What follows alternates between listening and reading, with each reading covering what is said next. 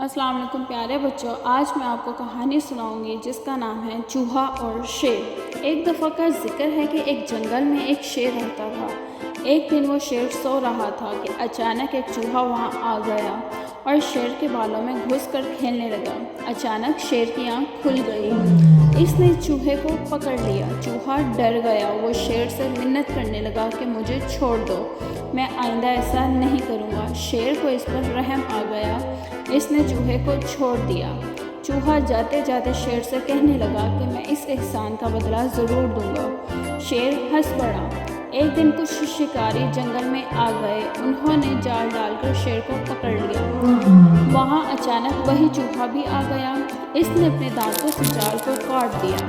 اس طرح شیر کو آزاد کر دیا۔